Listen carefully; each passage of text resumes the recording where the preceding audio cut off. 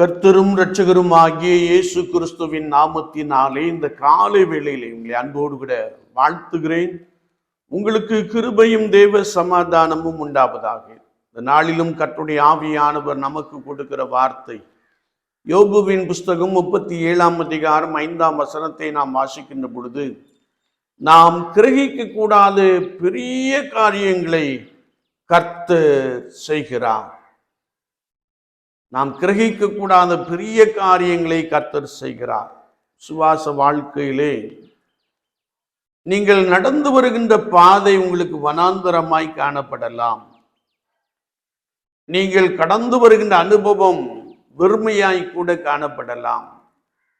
அல்லது உங்களுடைய வாழ்க்கையிலே அடிமைத்தனம் என்று பாவம் நிறைந்தவர்களாக காணப்படலாம். ஆனால் ஆண்டவர் உங்களுடைய வாழ்க்கையிலே நீங்கள் கிரகிக்க முடியாத பெரிய காரியங்களை செய்ய போதுமானவராக இருக்கிறார் என்று வார்த்தை சொல்லுகிறது. சங்கீதம் 33:9 நாம் வாசிக்கின்ற போது, அவர் சொல்ல ஆகும், அவர் கட்டளையிட நிற்கும் என்ற ஒரு வசனத்தை நாம் வாசிக்க முடியும். இஸ்ரவேல் ஜனங்களின் வாழ்க்கையின் அனுபவத்தை நாம் பார்க்கின்ற பொழுது, யாத்ராமத்தின் புஸ்தகம் 14ஆம் அதிகாரம் 22ஆம் வசனத்திலே, இஸ்ரவேல் புத்திரர் சமுத்திரத்தின் நடுவாக வெட்டாந்தரையில் நடந்து போனார்கள். அவர்கள் அறியாத மன்னாவினாலே ஆண்டவர் அவர்களை போஷித்தார் என்பதை வேதத்திலே நாம் நன்றாய் அறிந்திருக்கிறோம். எகிப்தின் அடிமைத்தனத்திலிருந்து வெளியே அழைத்து வரப்படுகிறார்கள். பார்வோனின் சேனைகள் அவர்களை துரத்தி கொண்டு வருகிறது. அவர்கள் சமுத்திர தண்டை வந்த பொழுது சமுத்திரம் அவர்களுக்கு முன்பதாக அவர்களுக்கு கடக்கக்கூடாததாக அடைக்கப்பட்டிருந்ததை நாம் பார்க்க முடியும். அவர்கள் செங்கடலிலே வந்து திகைத்து நிற்கின்ற ஒரு காட்சி, கர்த்தரை நோக்கி கூப்பிடுகின்ற ஒரு சத்தத்தை நாம் அங்கே அறிந்து கொள்ள முடியும். கர்த்தருடைய வார்த்தை சொல்லுகிற, ஆண்டவர் மோசேயை பார்த்து, உன் கையில் உள்ள கோலை நீட்டி சமுத்திரத்தை இரண்டாக பிளந்து விடு என்று சொன்னார். அப்படியே மோசே செயல்பட்டார். சமுத்திரம் இரண்டாக பிளந்தது. கர்த்தருடைய ஜனங்கள் வெட்டாந்தரையிலே நடந்து சென்றார்கள். கர்த்தருடைய வசனத்தை நாம் வாசிக்கின்ற பொழுது, அவர்கள் நடந்து செல்லுகின்ற வரைக்கும் அவர்களுக்கு அது வெட்டாந்தரையாய் காணப்பட்டது. எகிப்தின் சேனையையோ ஆண்டவர் சமுத்திரத்தின் நடுவிலே கவிழ்த்து போட்டார் என்று வசனம் சொல்லுகிறது. அது மாத்திரமல்ல, அவர் கிரகிக்க முடியாத பெரிய அதிசயங்களை இஸ்ரவேல் ஜனங்களுக்கு செய்தது போல உங்களுடைய வாழ்க்கையிலும் காணப்படுகிற தடைகளை நீக்கி போட்டு நீங்கள் கிரகிக்க முடியாத ஒரு பெரிய அதிசயங்களை, பெரிய அற்புதங்களை ஆண்டவர் இன்றைக்கு உங்களுக்கு செய்ய போதுமானவராக இருக்கிறார். அது மாத்திரமல்ல, 40 வருஷம் அளவும் அவர்கள் வனாந்தரத்திலே அலைந்து திரிந்தார்கள். அவர்கள் வனாந்தரத்திலே வாழ்ந்து வந்தார்கள்.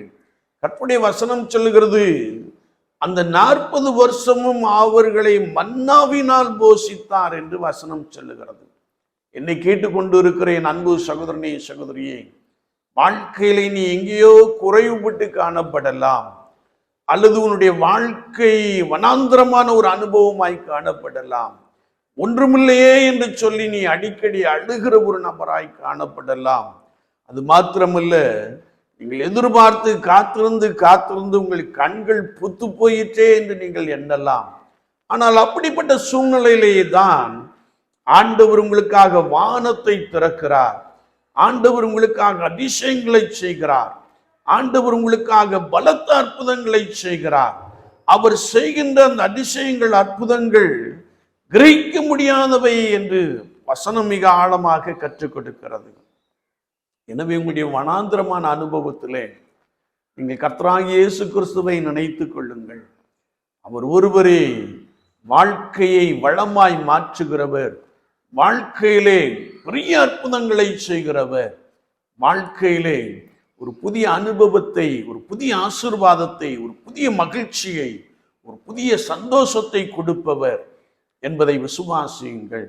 மெய்யாகவே அவர் உங்களுடைய வாழ்க்கையிலே கிரகிக்க முடியாத பெரிய அதிசயங்களை செய்கிறார். உங்கள் இருதயம் அதிசயப்பட்டு பூரிக்கும் என்ற வார்த்தையின்படியே நீங்கள் அதிசயங்களை கண்டு ஆச்சரியத்தோடு கூட ஆண்டவருடைய நாமத்தை மகிமைப்படுத்துவீர்கள்.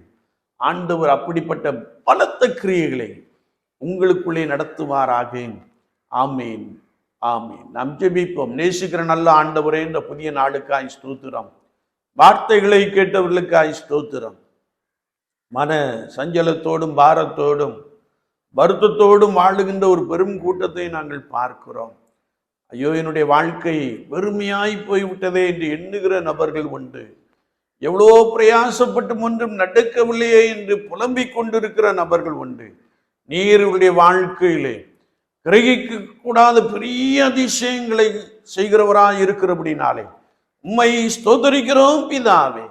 காணப்படுகிற தடைகள் இயேசுவின் நாமத்தினாலே நீங்கி போகட்டும். கர்த்தர் வார்த்தை என்னும் மன்னாவினாலே நிரப்புவீராக. இவருடைய வாழ்க்கையிலே புதிய ஆசீர்வாதங்களை கொடுப்பீராக. அதை கண்டு உம்முடைய நாமத்தை மகிமைப்படுத்த ஆண்டவர் உதவி செய்வீராக. இயேசு கிறிஸ்துவின் நாமத்தில் ஜெபங்கேளும் பரிசுத்த பிதாவே. ஆமீன், ஆமீன்.